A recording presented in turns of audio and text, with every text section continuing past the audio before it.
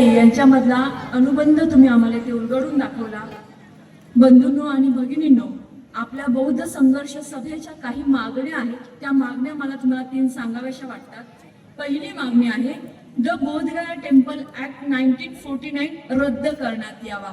तर आपल्याला हा कायदा काय आहे ते 2 मिनिटात मी सांगते। तो कायदा म्हणजे काय, 4 सदस्य बौद्ध, 4 सदस्य हिंदू आणि जो अध्यक्ष आहे तो हिंदूच असावा आणि तो कलेक्टर असला पाहिजे असं तेव्हाचं मत होतं। 2013ला काही दुरुस्त्या त्यात या आल्या आणि मग अध्यक्ष हिंदूच असला पाहिजे ही अट शिथिल करण्यात आली। पण म्हणजे काय होती, ही संख्या विषमता असलेली संख्या असल्या कारणाने आपली मागणी पहिली आहे द बोधगया टेम्पल ऍक्ट 1949 हा रद्द झाला पाहिजे। ह्या सभेची दुसरी मागणी आहे संपूर्ण महाविहार व त्याचे व्यवस्थापन बौद्धांच्या ताब्यात द्या आणि महाविहार यांच्या ताब्यातून मुक्त करा। हा लढा बंधूंनो आणि भगिनींनो भगवान बुद्धांच्या काळापासून ते आज तागायत सुरू आहे। हा वमन आणि श्रमण संस्कृतीचा लढा आहे। त्या लढ्याला आपण पाठबळ देऊया। याच्या पुढे आपण आपल्या महाबोधी महाविहार बौद्ध संघर्ष सभा यांच्याकडून भिक्षू संघ तसेच भिक्षुणी संघ, उपासक आणि उपासिका संघ ह्या सगळ्यांच्या वतीने बनते विनाचार्य यांना एक चेक प्रदान करणार आहोत। तत्पूर्वी मी बंदे दीपंकर पण यांना विनंती करते की आपण त्यासाठी 2 शब्द सांगावे।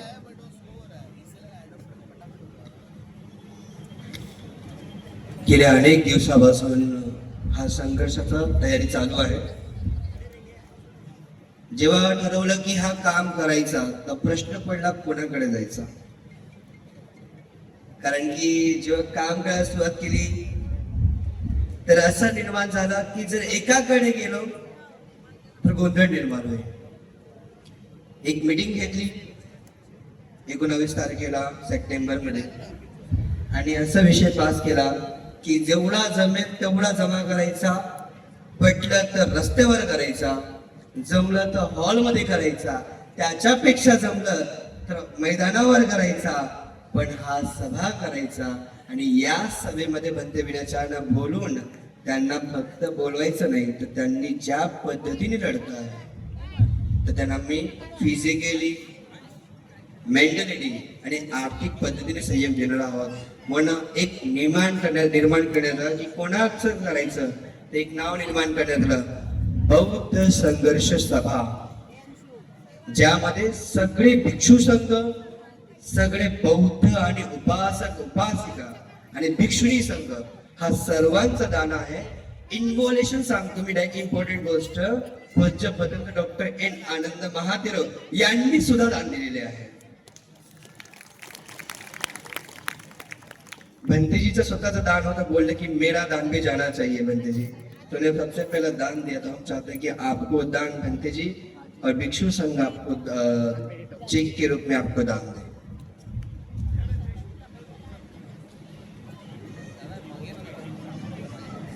मैं बंतेजी से विनंती करता हूँ पूज्य पतंग डॉक्टर एन आनंद महातेरो, उनके हाथों से चेक प्रदान की जा रही है। सर्वांनी जोरात टाळ्या वाजवून घोषणा द्यायची आहे, कारण की हा चेक फक्त चेक नाहीये तर आपल्या मुक्तीचा एक मार्ग आहे।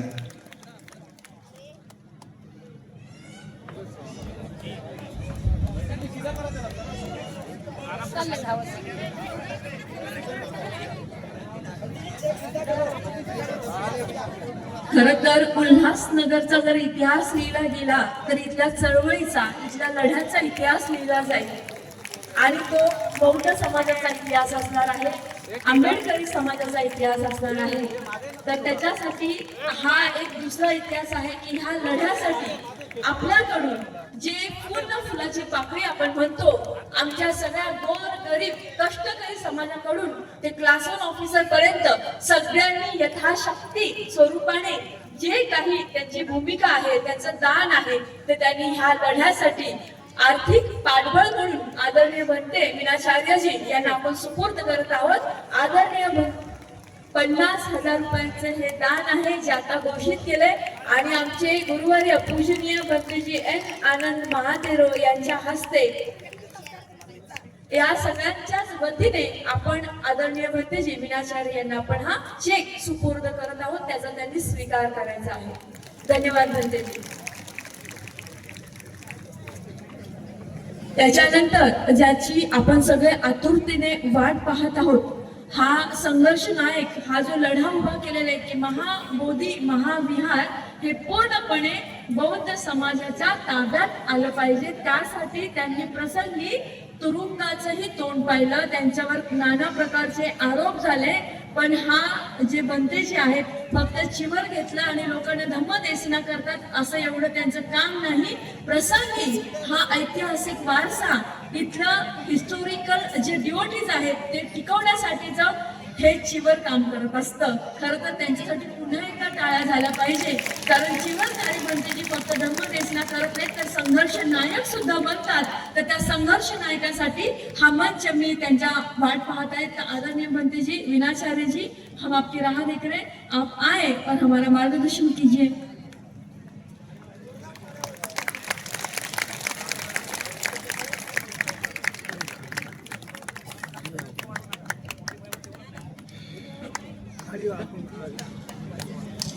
जय भीम, जय भीम, जय भीम.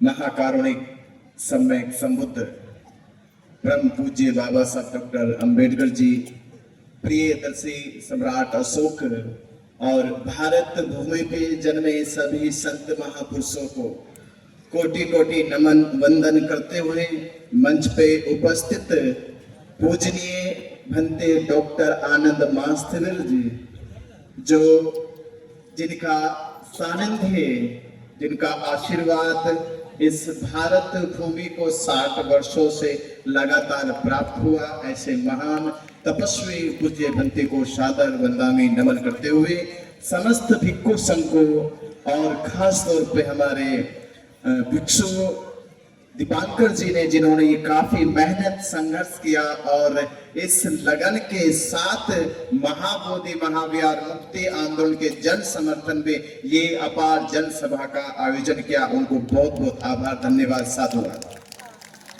और आप सभी समस्त उल्लास नगर के श्रद्धावान उपासक उपासिकाएं, जिन्होंने इस महान पवित्र आंदोलन में अपना जन समर्थन पेश किया, सहभाग किया, आपके लिए भी बहुत बहुत आभार, मंगल कामनाएं, साधुवाद, बहुत बहुत जय भीम, नमो बुद्धाय. लूटी संस्कृति हमारी, ये भारत भूमि जिसका एक अनूठा इतिहास रहा है, हम इतिहास के पन्नों में पढ़ते आए, ये भारत कभी अखंड भारत विश्व गुरु रहा है कि लूटी संस्कृति हमारी दासहीन बनाया था. जब किसी देश की संस्कृति को, किसी समाज की संस्कृति को लूट लिया जाता है, छीन लिया जाता है, वह समाज दासहीन हो जाता है. कि लूटी संस्कृति हमारी दासहीन बनाया था, बहू बेटी और बच्चों को घर के बाहर जलाया था, आंखों से टपके आंसू कोई फरियाद सुन ना पाया था, होता रहा शोषण हमारा, कोई अल्लाह ईश्वर देवी देवता भगवान ना आया था. अरे लिया जन्म भीम ने जगत में, पर लिखकर अनूठा ज्ञान पाया था, तोड़ मनुवादी जंजीरों को इस देश के शोषित पीड़ित समाज को आजाद कराया था. आज हम परम पूज्य बाबा साहब डॉक्टर अंबेडकर जी के उन्हीं अथक प्रयास और संघर्षों की बदौलत आज इस भारत भूमि में सम्मान और स्वाभिमान से जी रहे हैं. ये आजादी का जो जीवन हमें प्राप्त हुआ, इसके पीछे बाबा साहब डॉक्टर अंबेडकर जी का अथक संघर्ष रहा, उनके 4-4 बच्चों की कुर्बानी का हमें ये आज जो आजादी का पर्व मिला है, ये बाबा साहब अंबेडकर जी के 4-4 बच्चों की कुर्बानी की बदौलत हुआ. उन्होंने अपने बच्चों की परवाह ना कर, क्योंकि वो चाहते थे, सोचते थे, उनके अंदर जो मैत्री का निष्पक्ष भाव था वो अथक था. वो समस्त भारत के उन शोषित पीड़ित समाज के बच्चों को भी अपना बच्चा मानते थे, इसलिए उनके भविष्य के लिए, इसलिए उनके भविष्य की खुशी के लिए उन्होंने अपने 4 बच्चों की कोई फिक्र ना करी. और आज हमारा भविष्य है कि आज हम खुशहाल जीवन जी रहे.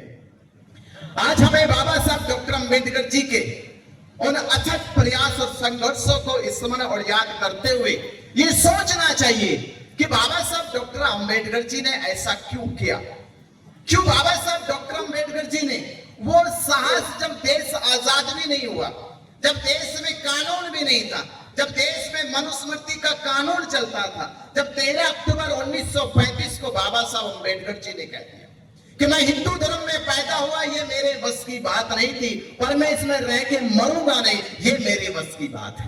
बाबा साहब अंबेडकर जी का इतना साहसपूर्ण ये संघर्ष कि जब देश में एक तरफा पंडित पुरोहितों का राज चलता हो, उन्हीं के गढ़ में नासिक में कह दिया, तो बाबा साहब अंबेडकर जी ने इशारा दिया, एक व्यवस्था की ओर इशारा दिया, और ये व्यवस्था का इशारा ये मैं अपने जीवन से, क्योंकि मनुष्य के जीवन में जब संघर्ष शुरू होता है, चाहे बाबा साहब अंबेडकर हो, चाहे तथागत बुद्ध हो, ये उसके प्रति समाज का क्या नजरिया होता है, ये उसकी सोच पे निर्भर करता है। कोई उसे अच्छा सोचता है, कोई उसे बुरा सोचता है, ये ख्याल नहीं करता कि वो व्यक्ति कैसा है, ख्याल इस बात का होता है कि हमारी सोच कैसी है, हमारा नजरिया कैसा है। अगर ये सोचकर हम अपनी सोच को देखें तो मुझे लगता है कि भगवान बुद्ध के जीवन में जो अपार उन्होंने सफलताएं प्राप्त करी, उन सफलताओं के साथ साथ तथागत बुद्ध के पीछे भी कुछ ऐसे विरोध, निंदा, आलोचनाएं चलती रही, और वो निंदा आलोचनाएं एक दिन संघ के फूट तक पहुंच गई। मुझे मालूम नहीं था, मैं एक बार अपने कुछ साथियों के साथ बैठा और वो मुझसे कहने लगे, मेरा पूर्व का नाम लेकर कहने लगे कि आप इस रास्ते पे कैसे आ गए, आपको कैसे लगा कि महाबोधि महाविहार का आंदोलन में सहयोग करना चाहिए, इसमें जुड़ जाना चाहिए, महाबोधि महाविहार आंदोलन को इस देश के कोने कोने तक पहुंचा देना चाहिए। क्योंकि वो कह रहे थे मुझसे कि हम जब आपसे 2014 दिल्ली में मिले मुझसे, तो आपकी तैयारी यूपीएससी की चल रही थी, और आज हमने आपको देखा वो सरकारी नौकरी में। क्योंकि आज जब वायरल हुई वीडियो पहुंची तो उनको थोड़ा सा अजीब लगा कि कब कहां मिले, किस स्थिति में मिले, और आज उनको कहां देख रहे। मैं अपने जीवन को इसलिए आज धन्य मानता हूं, और ये आपसे भी कहूंगा कि आप इस आंदोलन की 7वीं पीढ़ी है। 134 साल के इस आंदोलन में 6 पीढ़ियां चली गई, 7वीं पीढ़ी आप बैठे, और आप अपने जीवन को धन्य कहो कि भले ही हमारा जन्म बुद्ध के काल में ना हुआ हो, भले ही हमने तथागत बुद्ध को ना देखा हो, भले ही हमने भगवान बुद्ध के उपदेशों को ना सुना हो, ये एक बहुत बड़ा अफसोस है जीवन में। ये कमी खलती होगी जीवन में कि हम बुद्ध को नहीं देख पाए, बुद्ध को नहीं सुन पाए, बुद्ध का स्मरण नहीं कर पाए, और वो लोग धन्य होंगे जिन्होंने बुद्ध को सुना होगा, जिन्होंने बुद्ध को देखा होगा, जिन्होंने बुद्ध के पास बैठ के बुद्ध के उस आभा प्रकार के मंडल को महसूस किया होगा, वो लोग धन्य होंगे। पर हम 2500 साल के बाद अपने जीवन को धन्य कैसे मानेंगे? ये धन्य कैसे जीवन? मैं क्लास 10 में था तो तब सोचता था, अपने ननिहाल में था, वहां एक परिवार के व्यक्ति को बड़ी समस्या हुई, डॉक्टर के लेके चले गए, और इमरजेंसी में डॉक्टर ने ज्यादा पैसे मांग लिए। तो मैं सोचने लगा कि डॉक्टर को ये दयालुता दिखानी चाहिए, ये दया भाव दिखाना चाहिए। कोई रात्रि के समय आया तो उसे अच्छी दवा दी जाए, पर दवा के नाम पर, उससे इमरजेंसी के नाम पर एक्स्ट्रा पैसे लिए गए। तो मैं सोचने लगा कि मुझे डॉक्टर बनना चाहिए। मैंने डॉक्टर की तैयारी शुरू करी, और परिवार में भी कह दिया कि मुझे एक अच्छा डॉक्टर बनना है कि समाज की सेवा कर सकूं। पर सोचते सोचते 12वीं तक पहुंचा। 12वीं तक मेरे परिवार का माहौल इतना नकारात्मक हो गया कि उन्होंने मेरे उस सपने को तुड़वा दिया, और एक इंजीनियर बनने का सपना मेरे दिमाग में आया। मैंने इंजीनियरिंग में एडमिशन लिया। मैं 3 महीने क्लास की, और 3 महीने के बाद सोचने लगा कि मैं सिविल इंजीनियर बन जाऊंगा तो मैं केवल पुल बनाऊंगा, सड़कें बनाऊंगा, इससे समाज का कौन सा ज्यादा भला हो जाएगा। 3 महीने में फिर मन बदल गया, और 3 महीने में ही मैंने कॉलेज छोड़ा और बीएससी में एडमिशन ले लिया। और सोचने लगा कि अब मुझे यूपीएससी की तैयारी करनी है और एक अच्छा टीएम बन के समाज की सेवा करूंगा। 2014 में मैं दिल्ली के अंदर, और मैंने एक छोटी सी पुस्तक थी, बाबा साहब डॉक्टर अंबेडकर मिशन के सच्चे प्रहरी मान्यवर कांसीराम साहब, उनकी पुस्तक में जिक्र आया बहन कुमारी मायावती का। वो मैंने पढ़ा उसमें एक लाइन कि बहन कुमारी मायावती ने सन 1978 में साहब कांसीराम की बात मानकर उन्होंने यूपीएससी की तैयारी छोड़ दी, उन्होंने डीएम बनने का सपना छोड़ दिया और साहब कांसीराम के साथ समाज सेवा में लग गई। तो मैं सोचने लगा कि जो सपना हम 2014 में देख रहे हैं, उस सपने को तो बहन कुमारी मायावती ने 1978 में ठुकरा दिया था। इसका मतलब ये सपना भी छोटा है, इससे बड़ा कुछ और करना चाहिए। तो वो तारीख कि 2014 में मैंने यूपीएससी का सपना छोड़ के मैं अपने जिला मुजफ्फरनगर पहुंच गया और वहां भारतीय बौद्ध महासभा के कुछ प्रचारकों से मिला, जो पहले प्रचारक जिनके सुनने से मेरे जीवन में परिवर्तन हुआ था। डॉक्टर बीडी जयंत वो केंद्रीय शिक्षक थे भारतीय बौद्ध महासभा के। मैं उनसे मिला और उन्होंने मुझे उसी 2014 में एक श्रामणेर शिविर में सबसे पहले दीक्षित कराया और मैंने 10 दिन का श्रामणेर शिविर लेके ये संकल्प मन में ठान लिया कि वाकई में ही भगवान बुद्ध का जो धर्म है वो बहुत पवित्र है, बहुत महान है। हमें इस महान धर्म में काम करना चाहिए और बाबा साहब डॉक्टर अंबेडकर जी का अधूरा सपना भारत को बौद्धमय बनाने का पूरा करना चाहिए। तो 2014 से मैं इस मार्ग पे चला और 2016 में मैंने संन्यास ग्रहण कर अपने घर को त्याग दिया, घर छोड़ दिया और 2016 में मैंने उस समय 7 राज्यों की यात्रा करी और तब से ये संघर्ष चलता रहा। और जब मैं पहली बार बौद्ध गया था 2012 में, तभी मैंने ये सोच लिया था कि महाबोधि महाविहार में मैं आज आया हूँ, कहीं ना कहीं इससे कोई इतिहास तो जुड़ेगा।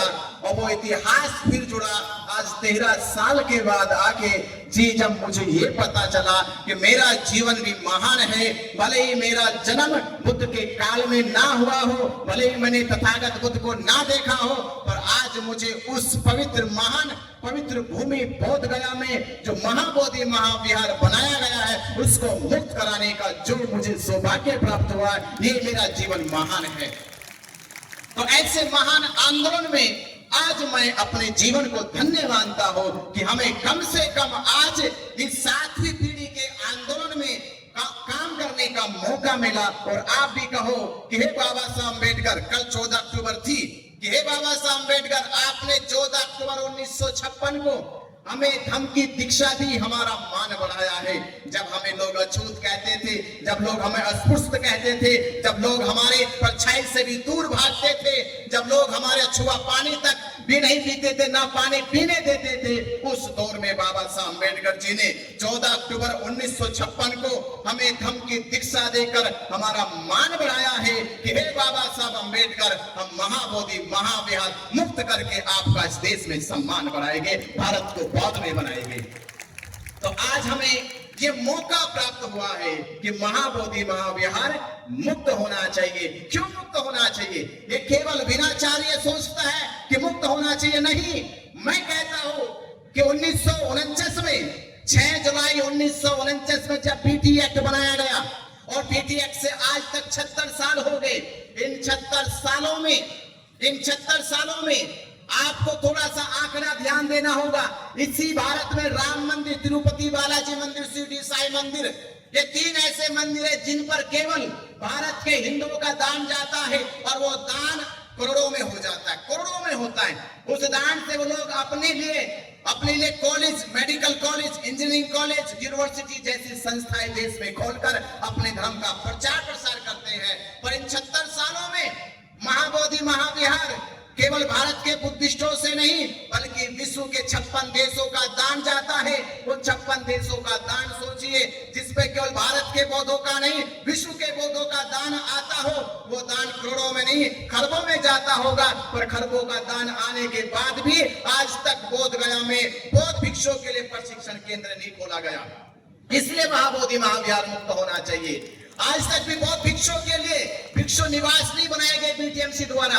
आज तक भी बोध गया में बीटीएमसी के द्वारा 76 सालों में बौद्ध भिक्षुओं के लिए चिकित्सा की सुविधा नहीं की गई, बौद्ध भिक्षुओं के लिए भोजन दान की व्यवस्था नहीं की गई। आप सोचिए वो पवित्र धरती, जिस धरती पे बौद्ध भिक्षुओं का जाने का मतलब है संघ की स्थापना होना, तो आज वहां पर बौद्ध भिक्षुओं के लिए ट्रेनिंग सेंटर नहीं है। इन 76 सालों में जो विश्व के बौद्धों ने दान दिया, वो दान कहां चला गया, वो दान का हिसाब कहां चला गया?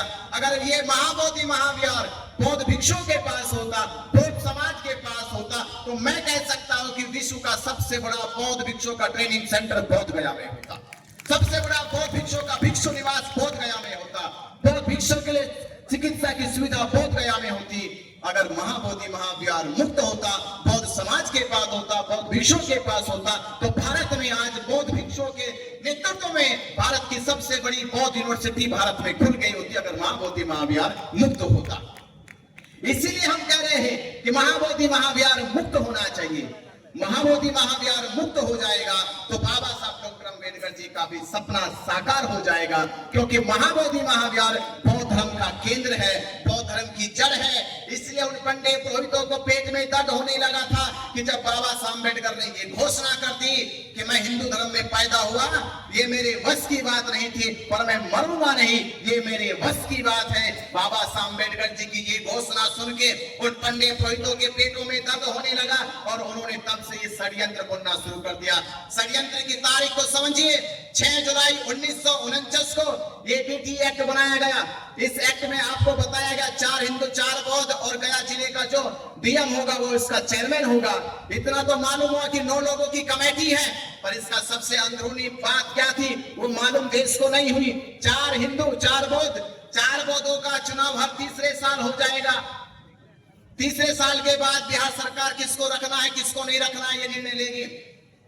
4 हिंदुओं में केवल 3 हिंदुओं का चुनाव 3 साल बाद होगा, किस हिंदू को रखना है किसको नहीं रखना है। पर जो चौथा महंत है उस महंत का चुनाव नहीं होता, उसको परमानेंट परंपरागत अनुवांशिक पीढ़ी दर पीढ़ी महाबोधि महाविहार का जिम्मा सौंप दिया गया। इसका मतलब ये है कि सरकार ने मिला जुलाकर 6 जुलाई 1949 में जब भारत में बाबा साहब डॉक्टर अंबेडकर जी संविधान सभा में संविधान बनाने का काम कर रहे थे, तो आप सोचिए, आपको तारीख याद होगी कि 26 नवंबर 1949 को संविधान सभा में संविधान पेश किया गया। 26 नवंबर 1949 में संविधान सभा में संविधान पेश किया गया और 6 जुलाई 1949 को बीटी एक्ट कानून बनाया गया। इस बीच में अंतर था 4 महीने 20 दिन का, 4 महीने 20 दिन का अंतर था। और कानून किसने बनाया? उस समय के देश के राष्ट्रपति डॉक्टर राजेंद्र प्रसाद, देश के प्रधानमंत्री पंडित जवाहरलाल नेहरू, इन 2 लोगों ने मिलकर बिहार के राज्यपाल को साथ में लेकर ये बीटी एक्ट का कानून बनाया। सोचने वाली बात तो ये है कि डॉक्टर राजेंद्र प्रसाद संविधान सभा के अध्यक्ष थे और बाबा साहब अम्बेडकर जी संविधान निर्माता, संविधान बनाने का काम कर रहे थे। तो डॉक्टर राजेंद्र प्रसाद को एक बार जिक्र जरूर करना चाहिए था कि हे बाबा साहब अम्बेडकर, बीटी एक्ट नाम का कोई कानून बनाया जा रहा है महाबोधि महाविहार के ऊपर। ऐसी चर्चा राजेंद्र प्रसाद ने नहीं की, पंडित जवाहरलाल नेहरू ने नहीं की, और बाबा साहब अम्बेडकर जी से चोरी चोरी छिपे छिपे ये बीटी एक्ट कानून बनाया गया। जब कानून बन गया, संविधान 26 जनवरी 1950 को लागू हो गया। 114 दिन संविधान पे बहस हुई। एक भी बार पंडित जवाहरलाल नेहरू ने, डॉक्टर राजेंद्र प्रसाद ने संविधान सभा में बीटी एक्ट के ऊपर बहस क्यों नहीं कराई? क्यों नहीं बताया बाबा साहब अम्बेडकर जी को कि बीटी एक्ट नाम जैसा कानून बनाया गया है? अगर ये बात बताई जाए संविधान सभा में, अगर इस पर बीटी एक्ट पर बहस होगी,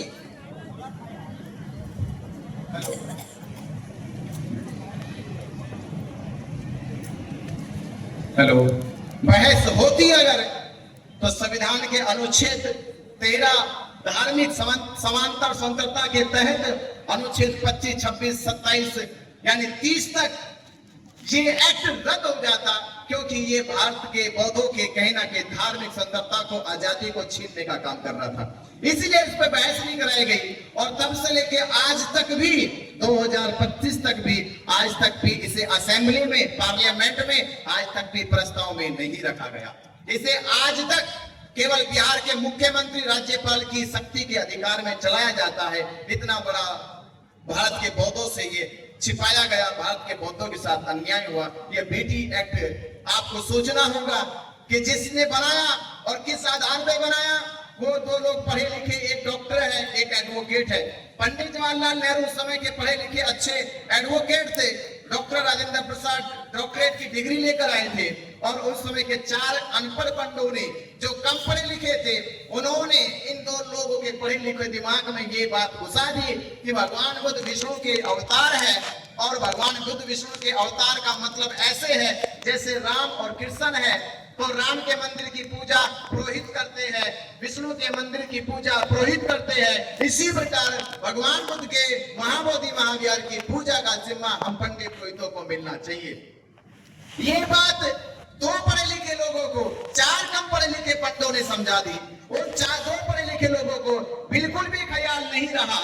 अरे भगवान बुद्ध के दर्शन में, उनके ग्रंथ में, त्रिपिटक में, पूरे त्रिपिटक में ना तो महंत शब्द आया है, ना पुरोहित शब्द आया है, ना पंडा शब्द आया है। अरे ये तो रूढ़िवादी परंपराओं को मानने वाले वेद और शास्त्रों में आया है। बौद्ध धर्म में इसका कोई जिक्र नहीं है। बौद्ध दर्शन में तो भिक्षु और भंते का जिक्र होता है। कम से कम इतना भी ख्याल रहता तो शायद वो उन 4 कम पढ़े लिखे पंडितों से बच जाते। पर ये 2 पढ़े लिखे लोगों की गलती एक तो ये हुई, दूसरी गलती ये हुई कि उनको ये भी सवाल दिमाग में नहीं उठा।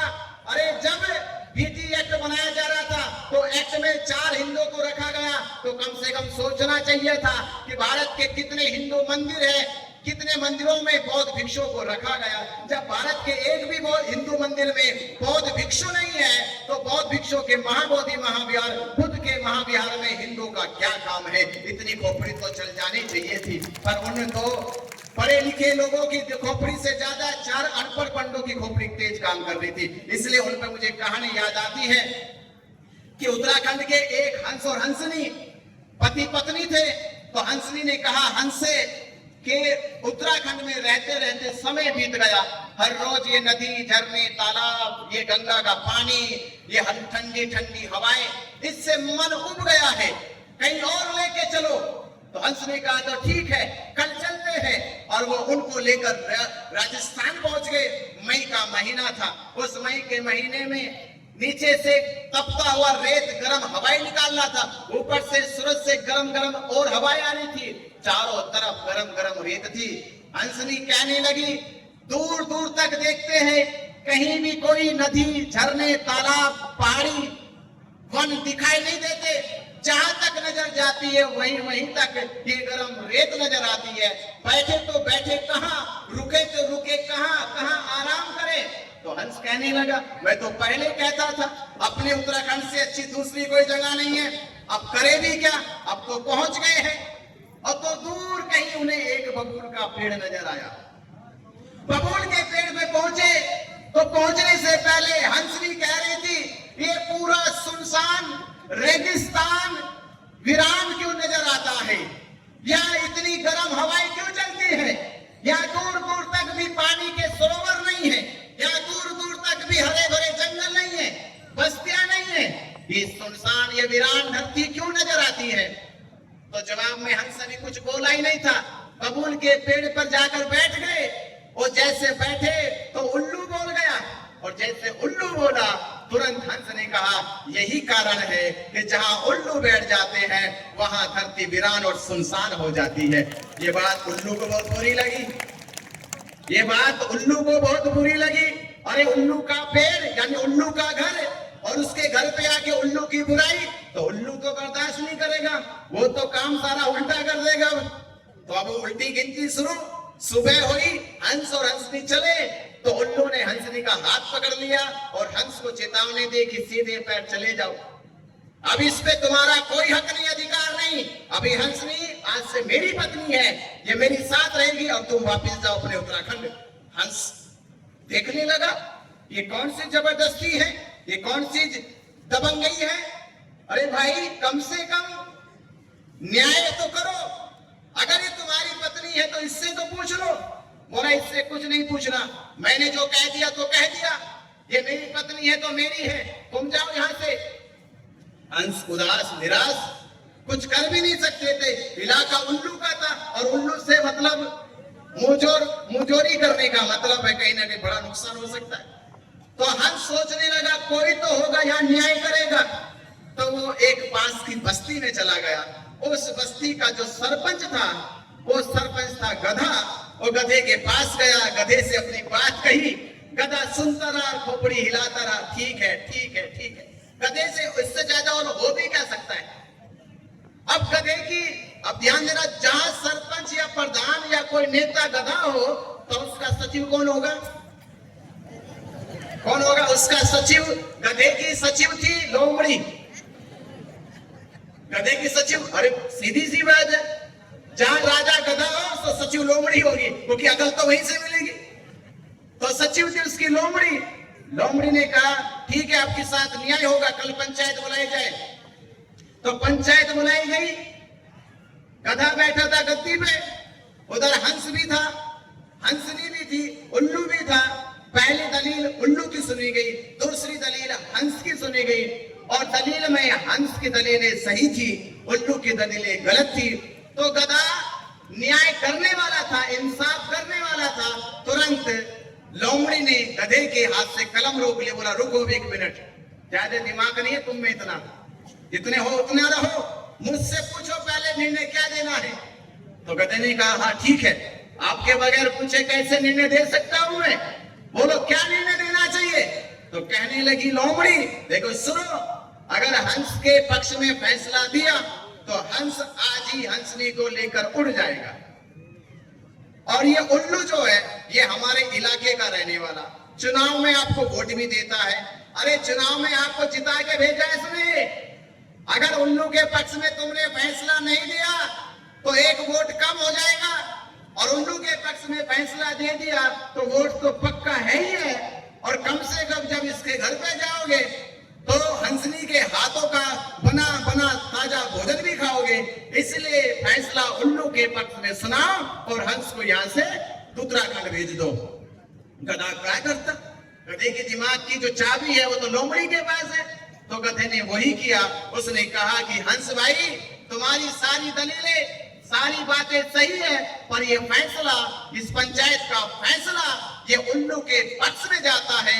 हंसनी उल्लू की पत्नी है और तुम्हें यहाँ से उत्तराखंड भेज दिया जाता है। ये बात सुन के हंस बड़ा दुखी निराश हुआ, वो रास्ते से चल ही दिया। अब बेचारा क्या करता, तो जा ही रहा था कि उल्लू ने उसे रास्ते में रोका और कहा कि दुखी मत हो, परेशान मत हो, हंसनी तुम्हारी ही पत्नी है, बस मुझे तुम्हें आईना दिखाना था। तुमने जो कल उस बबूल के पेड़ पर बैठ के जो कहा था कि जहां उल्लू बैठे होते हैं वो धरती सुनसान वीरान हो जाती है, तो मेरे भाई ये तो बदनाम हो गए उल्लू। वैसे ही उल्लू के बैठने से कोई धरती वीरान सुनसान नहीं होती, बल्कि जहां गधे राजा बन जाते हैं वो धरती वीरान और सुनसान हो जाती है। तो ये राजा जो गधे बन गए, तो उस समय के ये तो ऐसे गधे राजा थे जिनको 4 लोमड़ी जैसे चतुर लोगों ने पाठ पढ़ा दिया और बौद्धों के महाबोधि महाविहार पे ये पीटी एक्ट बनवा दिया। इसलिए मैं कहना चाहता हूं कि आज भारत के बौद्ध जाग गए हैं, समझ गए हैं, और ये समझ में उनको आ गया जब हमने महाबोधि महाविहार में जाके पंडित पुरोहितों से कहा कि किसकी इजाजत से, किसकी अनुमति से इन 76 सालों में जो काम भारत के बौद्ध भिक्षु नहीं कर पाए, हमें वो काम आज से 76 साल पहले कर देना चाहिए था। मैं कहता हूँ बीटी एक्ट रद्द कराना उतना बड़ा काम नहीं था। आज भारत के बौद्ध गया जाते हैं तो क्या बन के जाते हो? टूरिस्ट बन के जाते हो, बौद्ध अनुयायी बन के नहीं जाते। बौद्धों बिहार का दर्शन करने के वाले श्रद्धावान उपासक बन के नहीं जाते, बल्कि टूरिस्ट बन के जाते, घूमेंगे, वहां खाएंगे, रुकेंगे 2-4 दिन, फिर वापस अपना वापस आ जाएंगे। अगर बौद्ध उपासक श्रद्धावान उपासक बन के जाते, बौद्ध अनुयायी बन के जाते, तो जब महाबोधि महाविहार में जाते और देखते कि महाबोधि महाविहार बौद्धों का है, बौद्धों की विरासत है, इन पंडित पुरोहितों का यहाँ पे क्या काम है। तो जैसे मैंने पूछा जाके कि हे पंडित पुरोहितों, किसकी अनुमति से आए हो, किसने इजाजत दी तुम्हें? ये महाबोधि महाविहार जिसकी पवित्रता ज्ञान विज्ञान और सत्य तर्क से जुड़ी हुई है, तुम यहाँ पर आडंबर पाखंड फैलाने का काम करते हो। इसी धरती पे सिद्धार्थ गौतम जब बुद्ध बने तो 45 साल पूरे भारत में शांति, करुणा और मैत्री का उपदेश दिया, विज्ञान और सत्य के उपदेश को पूरे भारत में स्थापित किया, और तुम उसी धरती पे ये आडंबर पाखंड फैलाने का काम करते हो। किसने अनुमति दी, किसकी इजाजत से आए हो? तो उन लोगों के पास जवाब नहीं था, घबराने लगे। ये कैसा हो गया कि पहली बार कोई पंडों से पूछ रहा था किसकी अनुमति से आए हो, क्यों यहाँ आकर बैठे हो? अरे ये पिंडदान और ये पिंड पुराने का काम महाबोधि महाविहार में नहीं। मैंने उनको कहा कि तुम्हारे शास्त्रों में, तुम्हारे ग्रंथों में लिखा है कि यहाँ से 15 किलोमीटर दूर विष्णुपद जो मंदिर है, उस मंदिर की मान्यता है पिंडदान करने की, पिंडा भराने की। पर ये जो महाबोधि महाविहार है, इसकी मान्यता है किसी आम व्यक्ति को बुद्ध बनाने की, किसी व्यक्ति के ज्ञान को, विज्ञान को इस संसार में फैलाने की। ये महाबोधि महाविहार शांति, करुणा और मैत्री का प्रतीक है, पाखंड और आडंबर का प्रतीक नहीं है। तो यहाँ से तुम्हें जाना चाहिए। ये बात सुन के उनके अंदर बड़ा डर पैदा हुआ, और उन्होंने जाके थाने में पहला मुकदमा 6 मार्च 2025 को मेरे खिलाफ दर्ज कराया। आप सोचिए, इतना पूछ लेने से जो मेरा एक धार्मिक अधिकार था, जो मेरा अधिकार था, मुझे मेरे महाबोधि महाविहार की रक्षा सुरक्षा के लिए पूछने का मुझे वो अधिकार था, मेरा हक बनता था कि कौन है जो महाबोधि महाविहार की इस पवित्र गरिमा को भंग करने का काम कर रहा। पर मेरे खिलाफ मुकदमा किया गया। 6 मार्च 2025 को पहला मुकदमा हुआ। इसका मतलब ये हुआ कि मेरे एक पूछ लेने से पंडित पुरोहितों के पेट में दर्द हो गया, वहां के डीएम के पेट में दर्द हो गया। इसका मतलब ये हुआ कि जब एक भिक्षु के पूछ लेने से इतने पंडित पुरोहितों के पेट में दर्द हो सकता है, अगर भारत के तमाम बौद्ध भिक्षु, भारत के तमाम बौद्ध उपासक रोज जाके उन पंडित पुरोहितों से पूछते कि तुम्हें किसने अनुमति दी, किसकी इजाजत से आए हो, तो रोज लाखों हजारों लोगों की बात सुन सुन के पागल हो जाते और महाबोधि महाविहार छोड़कर भाग जाते। अगर ये बात हम रोज पूछते, पूछना चाहिए था हमें, और कब क्यों नहीं पूछे? क्योंकि हम टूरिस्ट बन के गए। हमें क्या मतलब, हमें क्यों पूछना? तो पूछना चाहिए था। अगर पूछा जाता तो आप सोचिए, हजारों लाखों बौद्ध उपासक उपासिकाएं बौद्ध विहार जाते हैं, तो इतने लोगों का जवाब कौन देगा? रोज रोज एक ही सवाल, हर बौद्ध आता एक ही सवाल करता है, तो रोज रोज सवालों का जवाब नहीं देते और वहां से छोड़ के भाग जाते।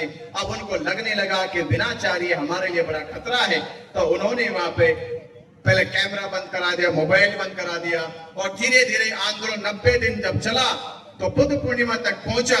तो बुद्ध पूर्णिमा पे उससे पहले बहुत सारी छोटी छोटी घटना होने लगी, और 9 तारीख को वहां पे भारत पाकिस्तान के युद्ध का हवाला देकर उन्होंने हमारी एक टीम से आंदोलन को स्थगित कराने की घोषणा करा ली। और जब हमारे पास प्रशासन आया, ऊपर से उनको लेटर आया कि जब तक विनाचार्य के दस्तखत नहीं होंगे तब तक आप ये धरना नहीं हटा सकते। तो वो मेरे पास दस्तखत कराने के लिए आए कि भारत पाकिस्तान का युद्ध चल रहा है, राष्ट्रीय सुरक्षा के हवाले से आपको ये धरना स्थगित करने के हस्ताक्षर करने चाहिए। मैंने कहा बिल्कुल कर लूंगा, पर मेरे 3 सवाल है। पहले मेरे 3 सवालों का जवाब दे दीजिए। अगर आपके पास इन 3 सवालों के जवाब है तो बिल्कुल हम देश के साथ है, राष्ट्र के साथ है।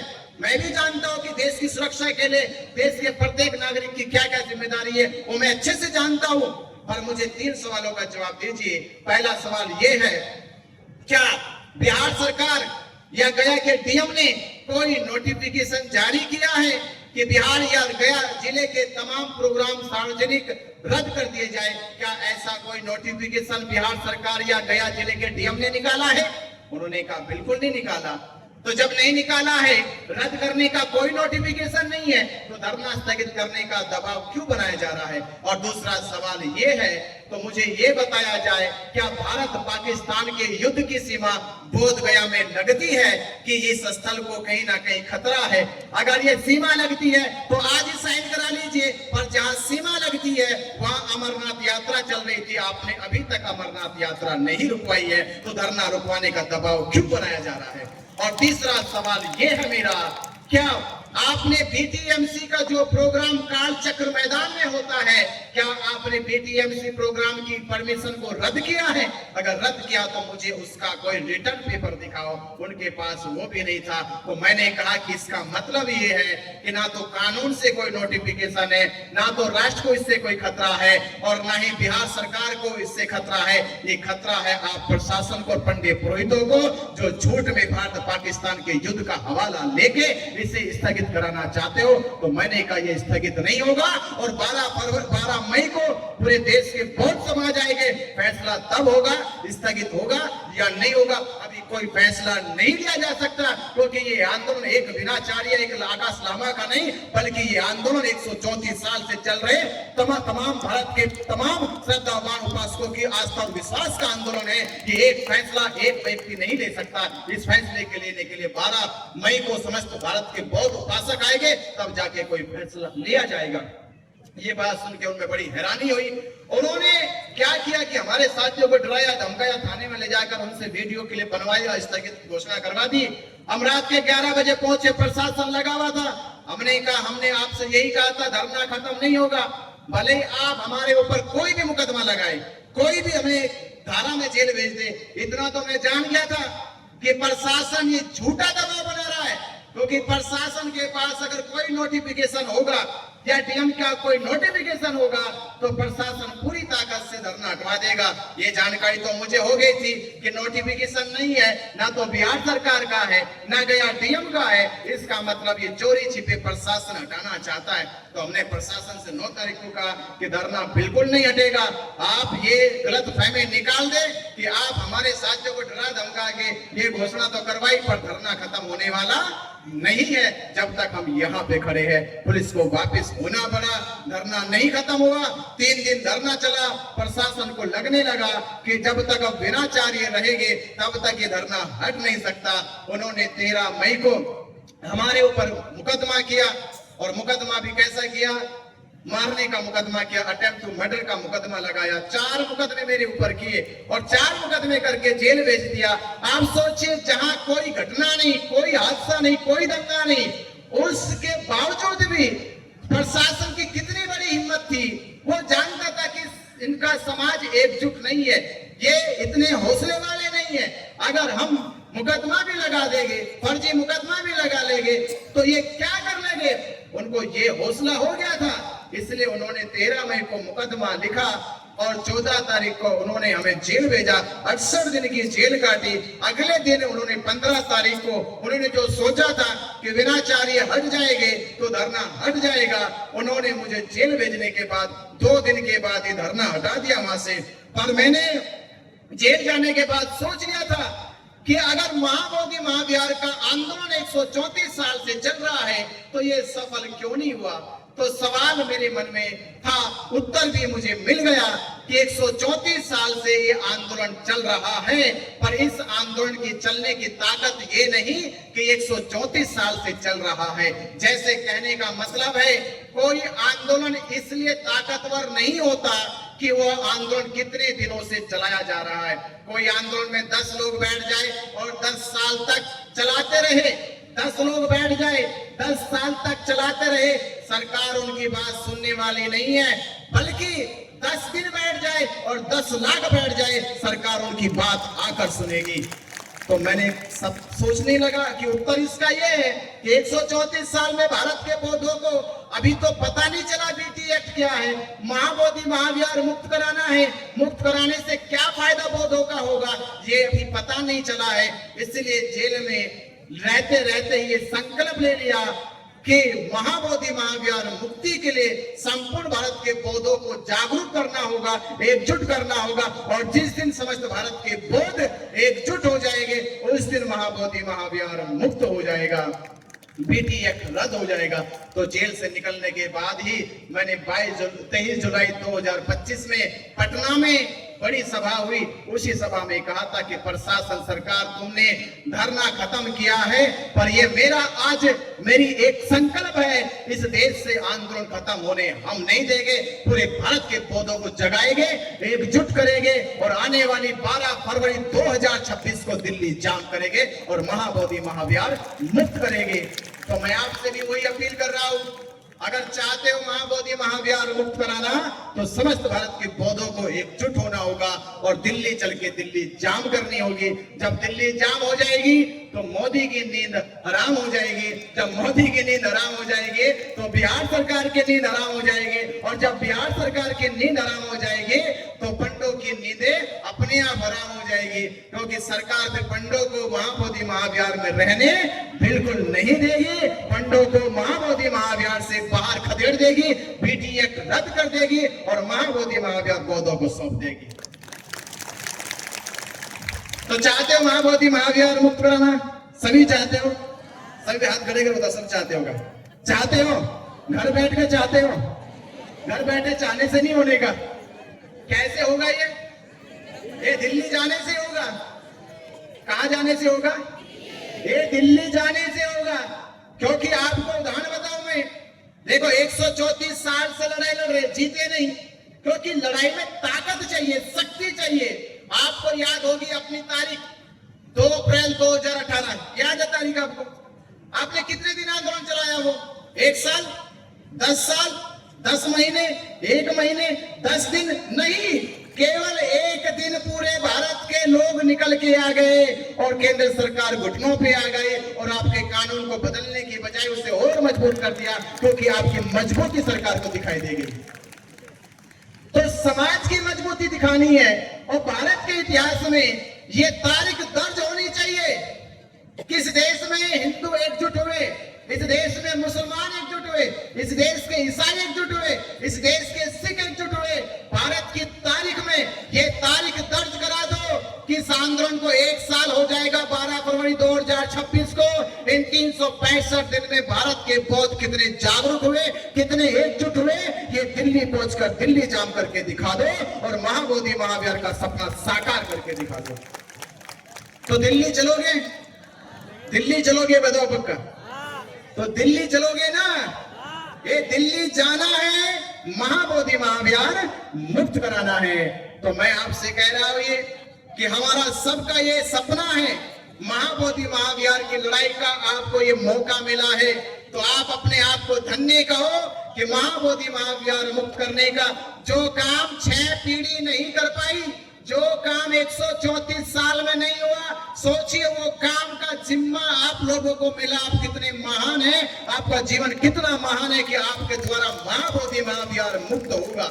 और इसलिए होगा क्योंकि पहली लड़ाई हमने लड़ी, वो जीत नहीं पाए, क्योंकि आपको पता है कहावतों में कि एक बार कोई काम नहीं हुआ तो कोई बात नहीं, दूसरी बार नहीं हुआ कोई बात नहीं, पर कहावत कहती है एक बार नहीं होता, 2 बार नहीं होता, तीसरी बार जरूर होता है। तो पहला आंदोलन अनागारिक धम्मपाल जी के नेतृत्व में लड़ा गया, हम नहीं जीते। दूसरा आंदोलन भदंत सुरेश ससाई के नेतृत्व में लड़ा गया, हमने जीते। इस बार ये आंदोलन न तो श्रीलंका न जापान बल्कि भारत के बौद्ध भिक्षुओं के नेतृत्व में लड़ा जा रहा है। हम ये आंदोलन जरूर जीतेंगे और तीसरी बार का ये गणित है कि 1 बार नहीं, 2 बार नहीं, पर तीसरी बार महाबोधि महाविहार मुक्त होगा, बीटी एक्ट रद्द होगा और कम से कम फिर आने वाली पीढ़ी सर उठा के ये कह सके कि मेरा जन्म उस परिवार में हुआ है जिन्होंने 134 साल के सपने को साकार किया है, महाबोधि महाविहार मुक्त किया है। तो आप इस पीढ़ी के धन्य लोग हैं, धन्य उपासक हैं कि आपकी आंखों के सामने आपके मरने से पहले महाबोधि महाविहार मुक्त हो जाएगा। सिद्धार्थ गौतम की वो पावन पवित्र धरती मुक्त हो जाएगी। वो धरती पावन पवित्र क्यों है ये भी आपको बताता चलो। किस दुनिया में जितने भी प्रसिद्ध स्थान हैं वो जन्म के नाम से प्रसिद्ध होते हैं या मरण के नाम से प्रसिद्ध होते हैं। दुनिया में ऐसे बहुत सारे स्थान मिल जाएंगे जो जन्म के नाम से प्रसिद्ध है, किसी संत का, किसी महापुरुष का यहाँ पे जन्म हुआ इसलिए वो स्थान प्रसिद्ध हो जाता है।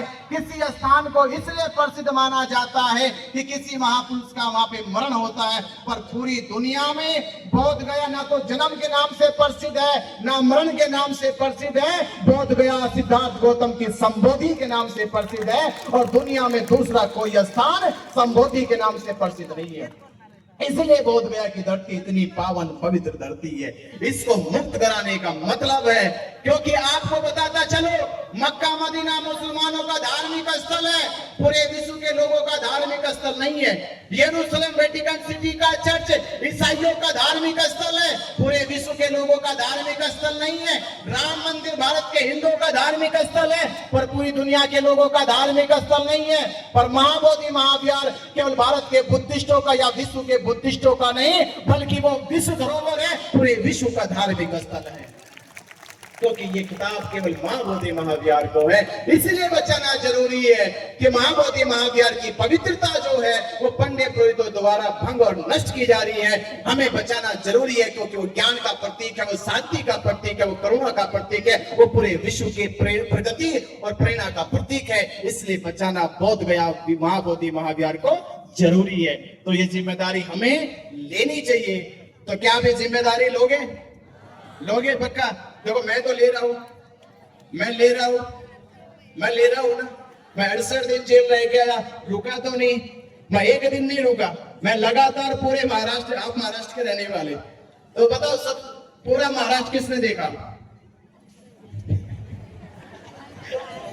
मैं यूपी का रहने वाला, पर पूरा महाराष्ट्र मैंने देखा, पूरा महाराष्ट्र का चक्कर लगा दिया मैंने। मैं प्रत्येक जिले में घूम के आ गया। मुंबई में 4 बार, चौथी बार मुंबई में आया हूं मैं। और मुंबई में जो एक बार जब मैं कल्याण के हमारे साथी बैठे, उस दिन भी वर्किंग डे था, आज भी वर्किंग डे है। लोग कहते हैं कि मुंबई में लोग आते नहीं है, 20-50 लोग आते हैं। कल्याण में हजारों लोग आए और आज भी हजारों लोग आए। इसका मतलब महाबोधि महाविहार के साथ पूरे भारत के बौद्ध है। तो ये आपका विश्वास, ये आपका साथ ये सिद्ध कर रहा है कि आपके मरने से पहले यानी 12 फरवरी 2026 को ही महाबोधि महाविहार मुक्त होगा, फिर रद्द होगा। ये हमारा विश्वास है। तो आपने मेरी बात को सुना और दिल्ली की तैयारी के लिए हम बहुत बड़ी तैयारी कर रहे हैं। वो बड़ा आंदोलन है, बहुत बड़ा खर्च है, बहुत बड़ी शक्ति लगेगी। हम सबको अपनी जिम्मेदारी पे, अपने हर एक प्रयास से हमें जितना भी दिन वहां रहना है वो अपना जितना भी सहयोग हो सके उस सहयोग को एकजुट करके हम 12 फरवरी की तैयारी करें। खुद को जगाए, अपने मोहल्ले को जगाए, अपने परिवार को जगाए, अपने गांव कॉलोनी को जगाओ और महाबोधि महाविहार मुक्ति के लिए सबको दिल्ली लेके चलो। नमो बुद्धाय, जय भीम। सबका मंगल हो, सबका कल्याण हो। साधु साधु। पंतेजी गेल्या कितीतरी वर्षापासून, महिन्यापासून पूर्ण महाराष्ट्रामध्ये फिरत आहेत। आपण सगळे कल्याण शहराच्या आजूबाजूला राहणारे लोक जोपर्यंत चढण्यात होणार नाही तोपर्यंत आपण जाऊ नये। पुढचे 10 ते 15 मिनिटं, 10 मिनिटांमध्ये हा कार्यक्रम संपणार आहे, तेव्हा सर्वांनी जागेवर थांबून घ्या। पूजनीय भंतेजी राहुल बोध यांनी आवाहन केलेले आहे की आपल्या धार्मिक परंपरेनुसार सर्वोदय झाल्याशिवाय आपण जायचं नाही। आपण काही कुठल्या खेडेगावात राहत नाही, आपण मुंबईच्या एका भागात राहतोय। तर मला फक्त भंते विनाचार्य यांनी जे अमोघ वाणीने आम्हाला इथे ब्रह्मदान दिलेलं आहे, जे शब्द त्यांनी पेरले, जो लढाईचा वारसा तुम्हा आमच्या रक्तात पेरलेला आहे, 134 वर्षाची परंपरा त्यांनी सांगितली। आणि श्रद्धावान उपासक आणि उपासिकांनो, काही लोक असं म्हणतात की आम्ही कमवू आणि आमच्या 7 पिढ्यापासून खातील, पण आमचे लोक असे म्हणतात की आम्ही संघर्ष करून आमच्या 7 पिढ्याही संघर्ष करतील। तर हा संघर्षाचा वारसा भंते विनाचार्यांनी आमच्या डोळ्यासमोर लख्खपणे दिलेला आहे की भंतेजी जो लढा अनागरिकने सुरू केला होता, भंतेजी तो लढा तुम्ही घेऊन आलेला आणि तिसऱ्या लढाईमध्ये यश हाती येणार आहे। आणि हा सगळा बौद्ध समाज तुमच्या पाठीशी सगळ्या धर्म बलाने, आर्थिक बलाने, सगळ्या बलाने तुमच्या पाठीशी उभा असणार आहे। तर जे म्हणतात की 7 पिढ्या बरोबरी करणार नाही, तर आता 7 पिढ्या आमची कुणीच बरोबरी करणार नाही। ती संघर्षामध्ये, संघर्ष आमच्या जीन्स मध्ये वाहतो, तो संघर्ष आम्ही घेऊन निघालेलो आहोत। इतक्या सुंदर सभेला तुम्ही आलात, खरं तर आभार मानण्याचं काम मी आमचे आदरणीय भंतेजी दीपंकर भंतेजींना विनंती करते की इतक्या श्रद्धावान उपासक आणि उपासिका इतक्या संयमाने तुम्ही इथे थांबलात आणि इतकी धम्मदेशीला संघर्षरत असलेल्या सभेला तुम्ही उभे राहिलात, ते ऐकलीत, त्याबद्दल आधी मी तुमचे आभार मानून घेते सूत्रसंचालन म्हणून करताना। आणि आदरणीय भंतेजी दीपंकरांना मी विनंती करते की ह्या सभेचं आभार प्रदर्शन त्यांनी करावं।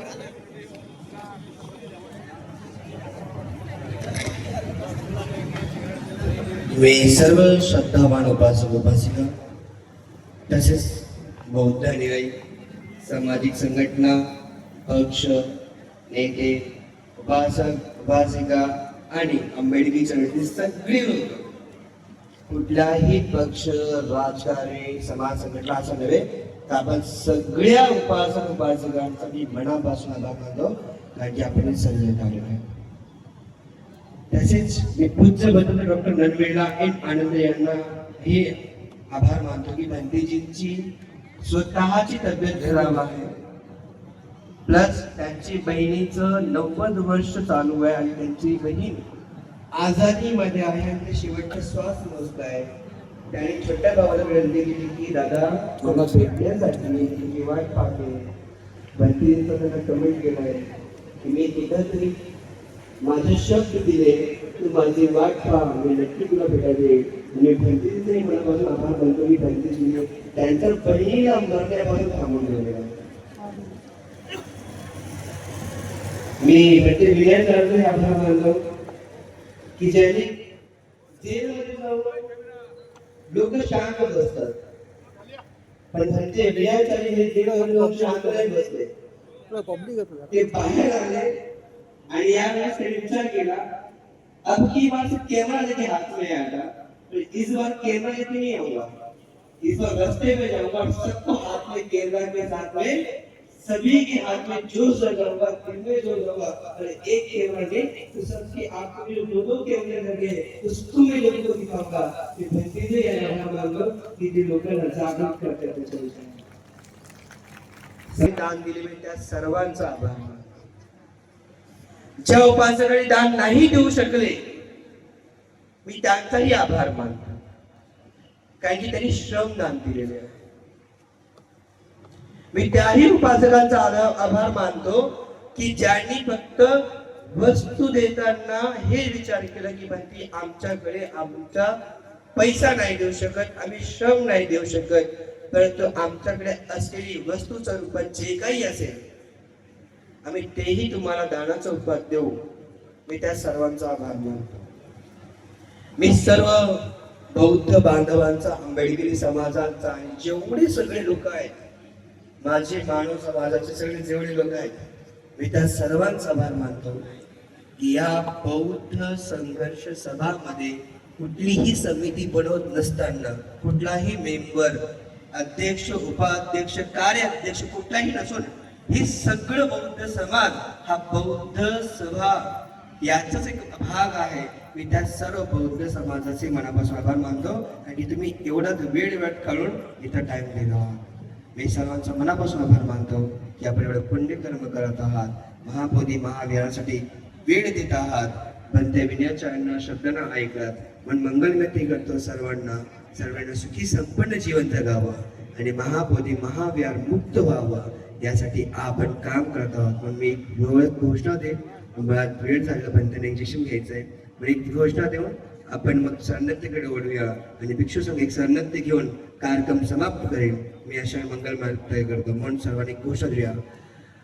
परमपूज्य बोधिसत्व डॉक्टर बाबासाहेब आंबेडकरांचा, परमपूज्य बोधिसत्व डॉक्टर बाबासाहेब आंबेडकरांचा, परमपूज्य बोधिसत्व डॉक्टर बाबासाहेब आंबेडकरांचा, भिक्खू संघाचा, भिक्खू संघाचा, भिक्खू संघाचा, भिक्खुनी संघाचा, भिक्खुनी संघाचा, श्रद्धावान उपासक आणि उपासकांचा, श्रद्धावान उपासक आणि उपासकांचा, श्रद्धावान उपासक आणि उपासकांचा. सर्वांना सप्रेम जय. सर्वांनी उभं राहायचंय, हात जोडायचे आणि सर्वांनी जागेवर उभं राहा. स्वर्णोदय झाल्यानंतर भिक्षू संघ या ठिकाणी जाणार आहे, परंतु भक्ते दिनेचार्या काही वेळ स्टेजवर थांबतील. ज्या उपासकांना भंतेजींना प्रत्यक्ष दान द्यायचंय ते गोंधळ न करता स्टेजवर यावं. भिक्षू संघ गेल्यानंतर पण जाताना स्वर्णोदय घेण्याच्या अगोदर एक गोष्ट लक्षात ठेवा, सध्याला देशाचं वातावरण फार दूषित झालेलं आहे. या देशामध्ये राष्ट्रपती पद जरी आपल्याला भेटलं तरी सुद्धा ते सुरक्षित नाही. या देशाचा चीफ जस्टिस सुद्धा सुरक्षित नाहीये. म्हणजे तुम्ही कोणतंही पद मिळवा, तुम्ही दोषात तुम्हाला फरक पडणार नाहीये.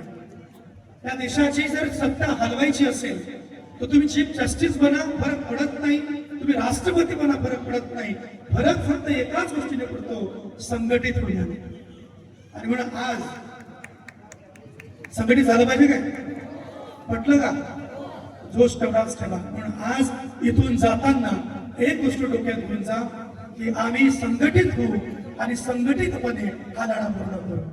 या ठिकाणी सरनत्य होईल. सरनत्य झाल्यानंतर भिक्खू संघ स्टेजवर जाईल. त्रिचारी बंदी थांबणार आहेत. शिस्तीमध्ये ज्यांना दान द्यायचे ते दान देऊ शकतात. सरनत्य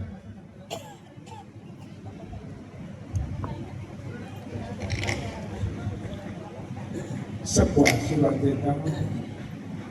इतना टाइम मैं कहीं भी बैठा नहीं, मेरे 50 साल ये बुद्ध के नाम पर ये कार्य के लिए मैं सोचा था, मुझे इंसुलिन लेना था आधा घंटे पहले, छोड़ दिया इंसुलिन और कल सुबह 6 बजे जाने का एयरपोर्ट। नींद पूरा नहीं होगी कोई बात नहीं, जैसे मैंने कितना साल 58 साल में बहुत कष्ट होता है, मुझे मारने के लिए अपना जो क्या बोलता है आकाश भी नहीं कर सका। आकाश में बीच भेजा, मेरे साथ 3 जन थे, 2 जन और मैं और एक जन बच गया, दूसरा चला गया, मर नहीं सकता। डॉक्टरों ने बोला ये 20 दिन तक रहेगा। मैं 1948 में मेरा शरीर नहीं बढ़ा ना, आपका जैसा नहीं मेरा शरीर बड़ा नहीं है, तो थोड़ा ये 20 दिन में मरेगा, मरा नहीं। अरे 20 दिन में नहीं मरा, फिर भी मैं 78 का हूँ, संबल मुझे कोई आंकड़ा नहीं, नंबर नहीं, तो इसलिए मुझे 100 साल तो रहने का नहीं है। फिर भी मैं यदि चैलेंज करने का तो मैं रह के दिखाऊंगा। मैं 100 साल के भी ज्यादा, हमारा श्रीलंका में एक व्यक्ति है, उसका उम्र 145 है, 145। तो इसलिए ये मेरा शक्ति नहीं है, ये बुद्ध का शक्ति है। तो मैं विदा लूँगा, उसके पहले सबको फिर एक बार आशीर्वाद देता हूँ।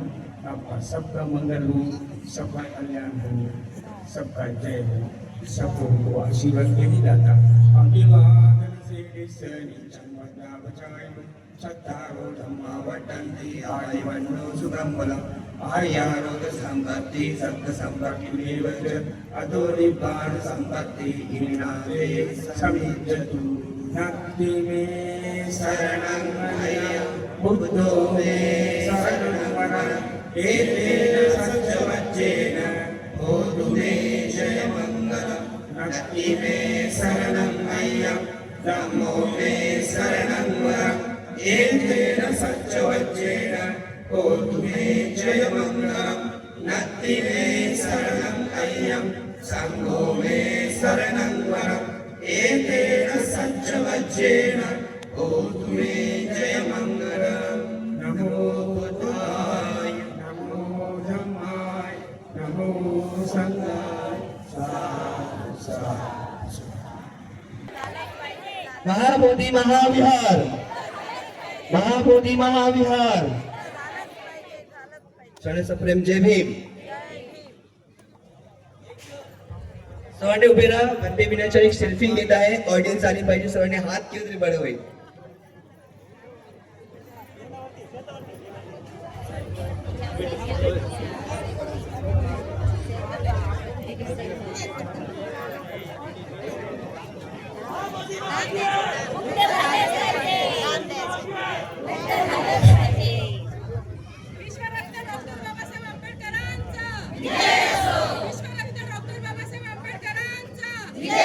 बनते विनाचार्य तुम आगे बढ़ो, बनते विनाचार्य तुम आगे बढ़ो, बनते विनाचार्य तुम आगे बढ़ो।